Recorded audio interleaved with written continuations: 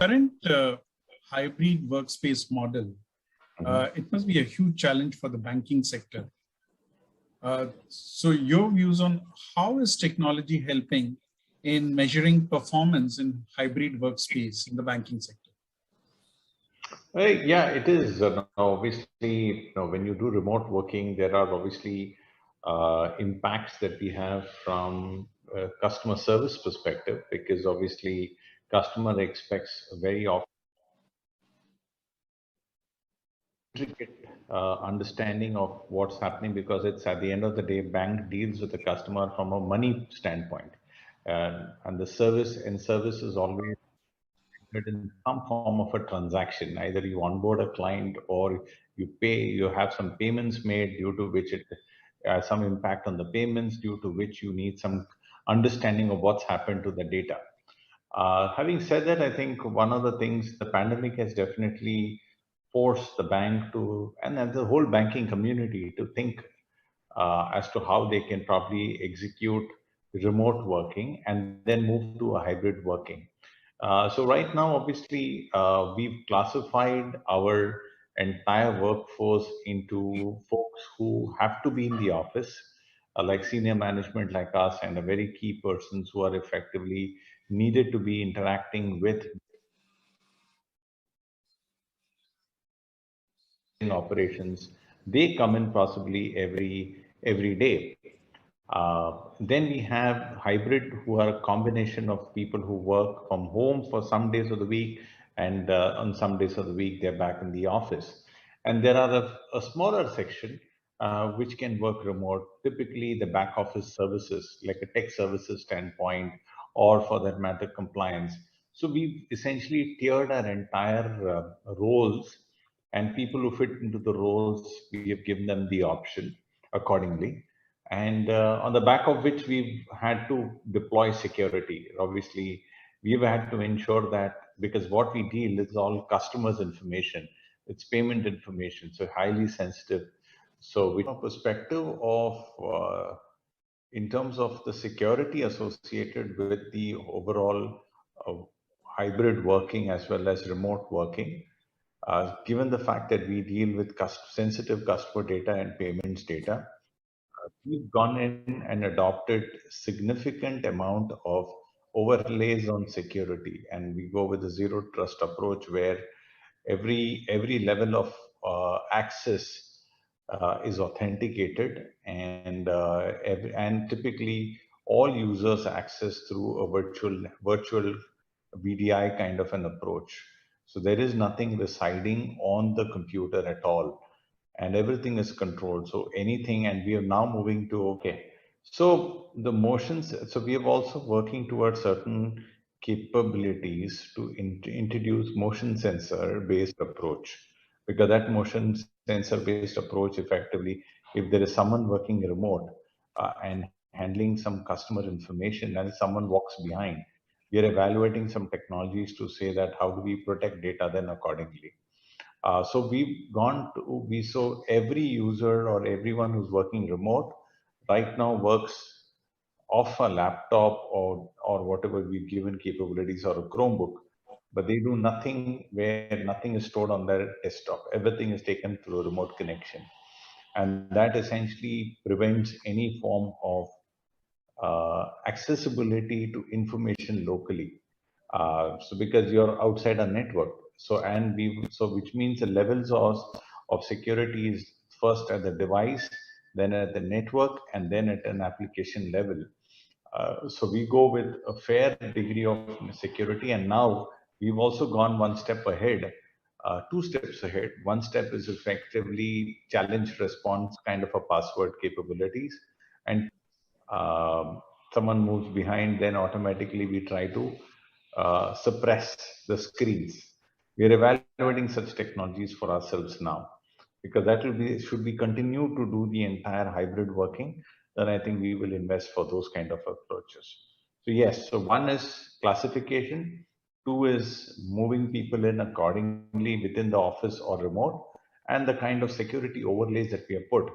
And obviously these security overlays are backed by new risk processes, because at the end of the day, A lot of these hybrid working approaches require more enhanced review of the logs to ensure that there is no leakage of any sort. So, which means our security operations have gone up a notch higher in terms of people and in terms of technology to support such situations.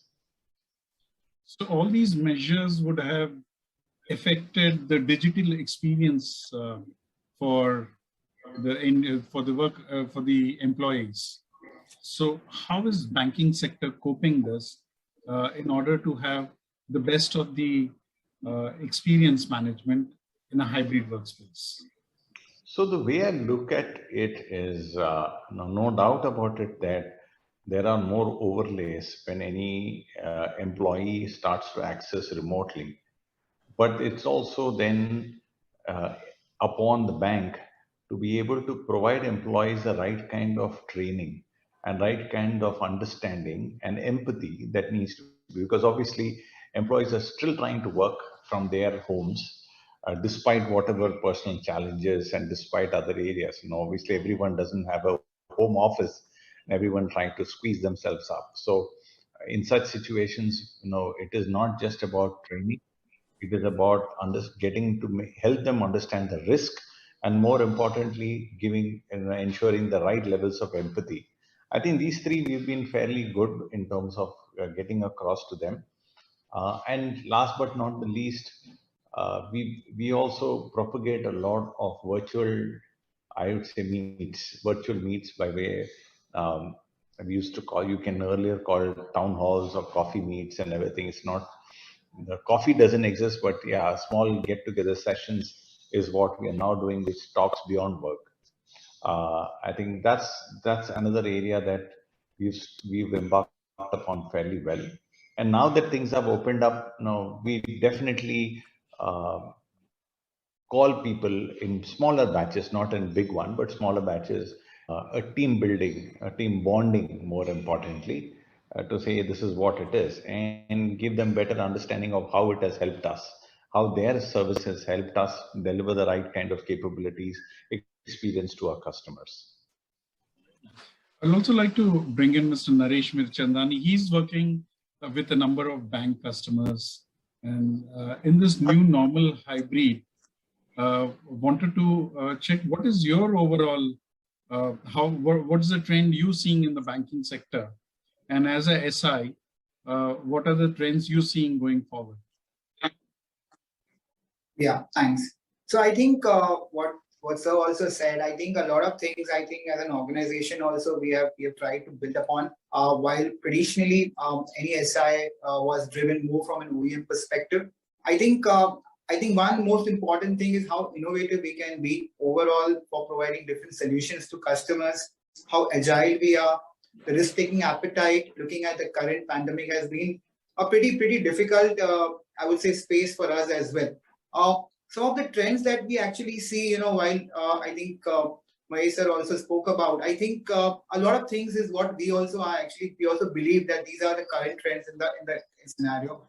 A lot of customers are actually talking about how they can actually build a resilient IT digital strategy. And that is something that, we also are working with our customers to create that ecosystem. Some of the 4 pillars, I would say, from an overall strategy that we also working with our customers, primarily on the application side, because that's the core of the entire, any industry you talk to. I think applications is something that we see a lot of focus is being built upon. Infra modernization is one more area where you build a lot of automation and a lot of tools and systems in place, how well you can manage the infrastructure. Most important in current pandemic and post, we see the trends around how you transform your teams, where you actually have different solutions you can build in from a collaboration standpoint. The overall experience, whether it's for the internal users, the external users, the vendors, who you interact with, how do you build up? And lastly, not the least, security, which actually runs around the entire gamut of solutions that we talk around. I think Sir spoke about zero trust architecture. SASE is a new buzzword we hear from a lot of customers, where customers are actually trying to integrate security and networking around that space. So these are few trends we see, and some of the areas as an SI that we also working with our customers? To check on your views on AI. It's omnipresent now. And a lot of organizations are using this uh, for building future-ready business. It provides visibility, machine-driven, objectionable insights it's providing to organizations. And it's also changing the way banks are doing business.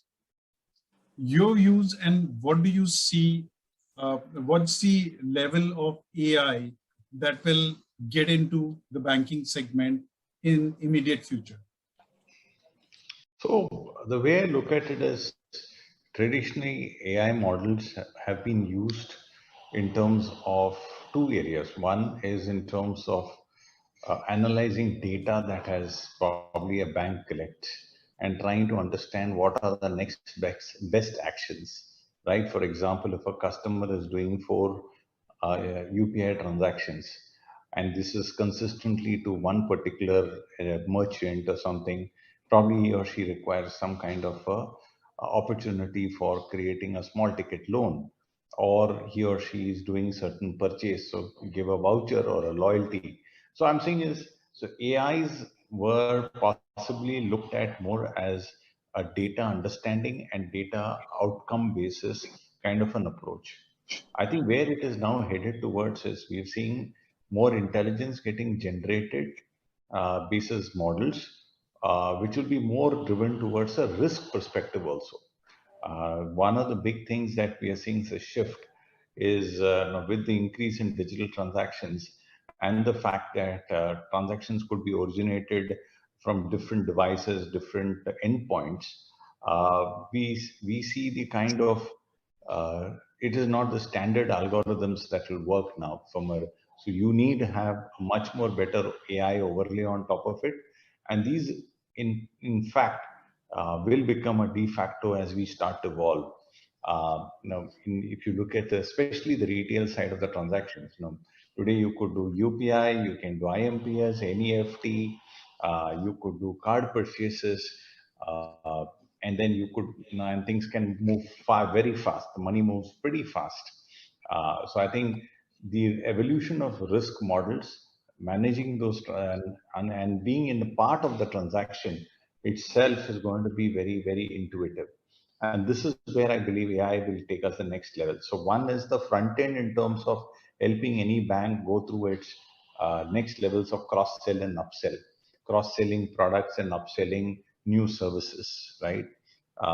So that is something which, like, we already have certain capabilities. Most of the banks do it, but it can go in terms of saying, now, can I probably give you, now you are in a particular, say, if you integrate very extensively with Google or with other shops, merchants, you can do a lot of triaging and create certain capabilities.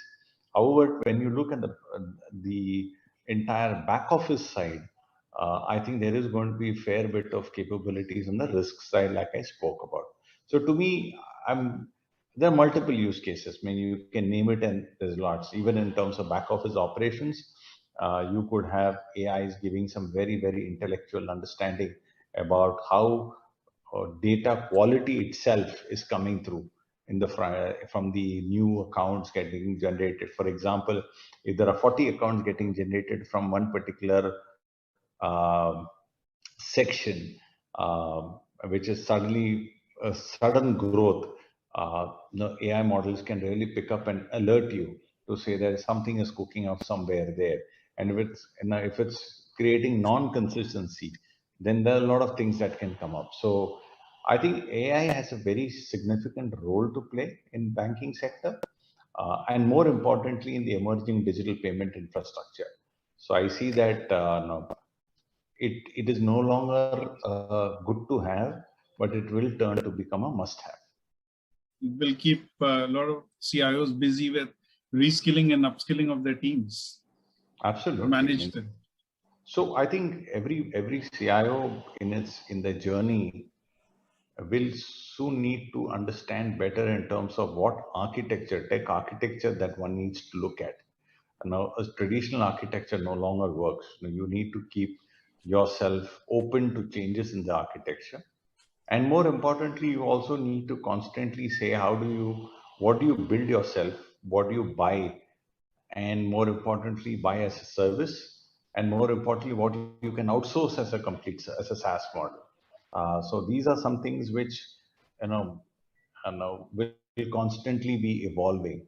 And CIOs will always be challenged to evaluate often in terms of saying what do you stop, what do you continue, and what do you start. These are things across the shop, people, process, technologies that you will always be challenged with. So you can't say what I've done is set. I think every second day you will have to keep your eyes and ears open about it. There are a lot of organizations, global organizations looking at India and also doing some serious investments because there's a lot of data business which is happening out of India. Big data is very critical for banking. Your views on, are there any clear yardstick adopted by banking sector to measure ROI on big data? Because that's critical for the businesses as we progress.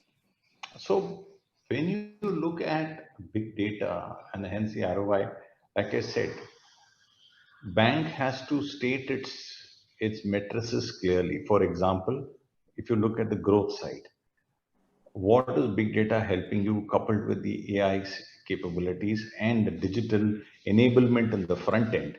If there is a feed that comes in from the big data, for example, which says that I'm able to open an X increase in the number of accounts that I'm able to source, is a big measure, because what you could have otherwise done, if you're able to do 1.4x, 1.5x, naturally that is one key metrics. The second part is, with the amount of data that you have and the analytics that you throw on top of it using the underlying big data capability, it's about how many products do you sell to a customer? What's the wallet share of the customer, right? If you have sold a savings account, can you upsell a credit card? Then can you go downstream to probably state I can do a prepaid on travel? Then can I probably look at, if as a businessman and as an SME, can I do a working capital, small kind of working capitals? So it's all about, if you are able to make the data feed into your process and measure in terms of increase in wallet share or increase in your fee income, wallet share or fee income, then that's a great KPI metrics that you can look at. And that directly can be proportionate to the kind of investments that you've done on big data and its output. Right. Naresh, you'd like to talk about how are you ensuring that customers are successful in terms of their experience management? Yeah, so I think what Sir also said, I think from a banking industry, I would probably look at from an SI industry or from an IT service industry that we are building up. I think most important, I think customer is the entire focus for everyone, and I think that's the way we look at it. I think all the kinds of solutions that we build are around the customer. That's the key for us, as we believe that customer experience management is extremely critical. While we have been talking about selling multiple architectures, cross-selling architectures, upselling, and all of that, I think most important around that is whatever we sell, the customers need to adopt it. So we work with the customer entire journey, from an adoption perspective. For example, we sell collaboration solutions to customers. The collaboration is a pretty complex architecture, because we see customers using different solutions from a collaboration standpoint. How we can really work with the customers from an adoption standpoint, so that finally the end user is happy, he is satisfied that he's using that solution effectively. That is one area. Secondly, we also work with multiple OEMs, where we are creating different success tracks for customers. How we can really measure, for example, we talk about the next gen intent-based networking that most companies are adopting today. How do you really build the entire layer around it from a service assurance perspective, from a service management perspective? These are things that we believe as an organization is very extremely important for us to deliver. And that is where, customers look at you as a strong partner. So these things we believe, I think that's something that we would like to, take it forward with our customers in the overall journey.